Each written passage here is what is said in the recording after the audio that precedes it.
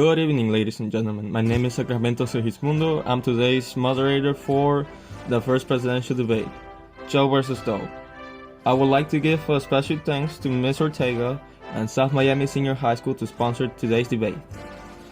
This evening's topic will be about immigration, national security, and domestic finances. It will be divided roughly into minute segments. A coin toss will determine who will go first.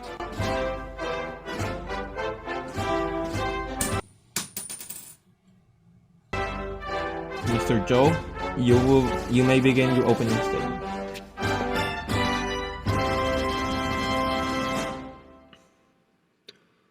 Good evening, everyone. It is an honor to be here tonight. I would firstly like to thank God for giving me the opportunity to stand here before all of you. Tonight, this is a very important moment for our country during very trying times. Under my party's former presidency, this great nation achieved incredible economic prosperity. And in this election, America has to make an important choice. Thank you, Mr. Joe, for giving us your opening statement. Mrs. Doe, would you like to say your opening statement? Good evening. The economy, foreign upheaval, the pandemic. This has been a very difficult few years for American families. If elected as president, I will ensure that each state is offering programs that will be enacted by the federal government to equalize and stabilize the economy in every state. My main goal is to build up the economic and social stability of our country from the ground up. I strongly feel that creating government programs, providing people with jobs, as well as providing people a way out of poverty will help our economy. I want to visibly clean America of signs of the economic recession by creating public health and safety initiatives focused on helping large cities, such as Miami, get their unhoused people off the streets and into jobs and housing. I want to help give voices to the most vulnerable of our citizens. My goals may not align with that of a Republican, but I hope that even we can see eye to eye on this as a vision of America that we both agree on. A place where everyone who lives in it is secure, supported, and able to be a contributing member of society. All right, thank you, Mrs. Doe, for your opening statement. Now, for today's first question, as all of you may know, the U.S. domestic economy has been suffering for many, many years, and national debt is more than $31 trillion. Also, more than 40 million people living in the U.S. are unhoused. And inflation has risen to a 7.11% on the past years, putting an enormous burden on many average citizens. The matter of how to solve this has been extremely controversial, especially between Democrats and Republicans. It seems that a comprehensive solution has yet to be agreed on. Mrs. Doe, this question is for you. What is your plans to solve this economic crisis, and what are your thoughts on how it affects your constituents?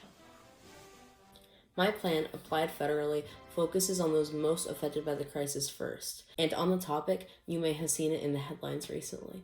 The homeless population has doubled and even tripled outside of shelters, with encampments and tent cities popping up outside residential and business areas. This is disruptive and should be treated as a public health and safety crisis. Getting the homeless off the streets is a top priority for me. My plan is to develop a federal plan similar to the mayor of Boston, Michelle Wu's anti-homelessness plan. The main fixture is that this is a housing-first program. Providing the homeless with homes is the most effective way to get them out of poverty. Okay, that is your time. Mr. Joe, would you like to respond? I absolutely agree that homeless crisis is a danger to normal citizens. But those bleeding heart plan is just sugar-coated words to get votes rather than any real substance. We need to employ tried and true methods to stop the homeless. The only way to do this is to be harsh and strict. It seems to me like those plans just serves to give a crack addicts a free ride, handing them your tax money and letting them buy more drugs. This is what is ruining American cities. We have to curtail city services for the homeless, put caps on shelter stays, install forcible rehab. We have to make it so people have to contribute or leave. This is an appeal to ignorance. The plan that I am proposing has a proven effectiveness in reducing homelessness by over 20% in just 1 year in Boston. In 2021, due to these policies, there were 0 homeless families sleeping on the streets of Boston. I'm sorry if you don't like the facts, but this plan was actually used and reduced homelessness by a vast rate. Unfortunately, Mrs. Stowe, your time is up. Mr. Joe, the second question of today will be addressed to you.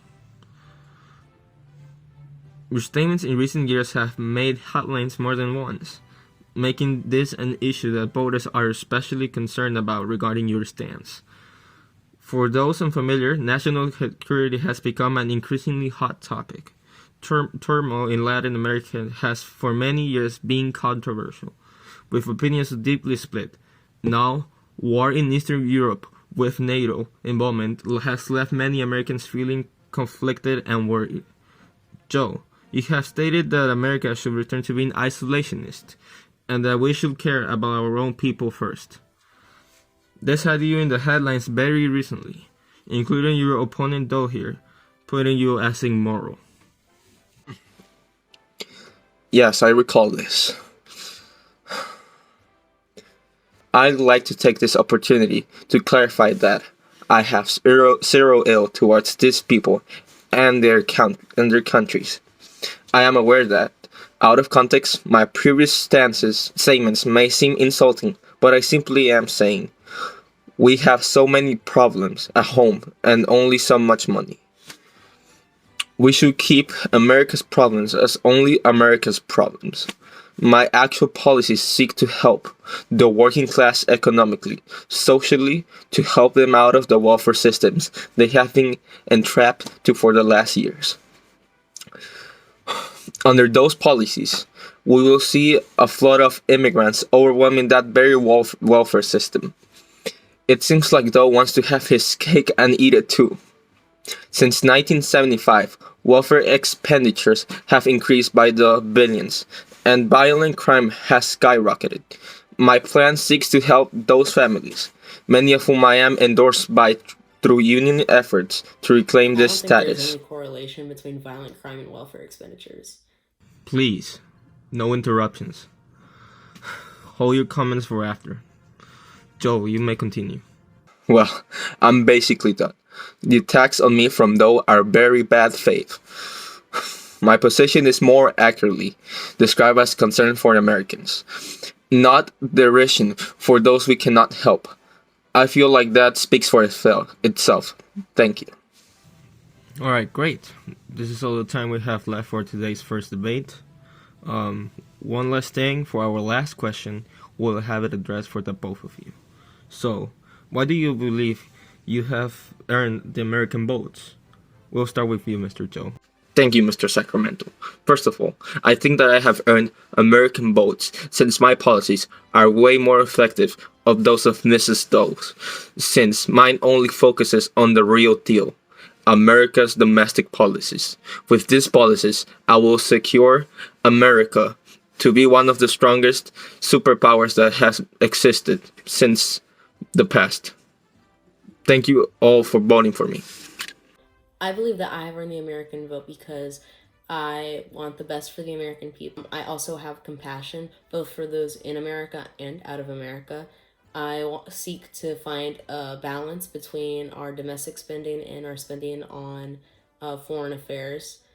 I seek a better society for everyone in America, and I think that this is a goal that everyone should strive for. Unlike my opponent, Mr. Joe, I come with the facts and the statistics, and I feel that if you want the best for America, you should always follow the facts and the statistics. Thank you. Alright, that was everything for today.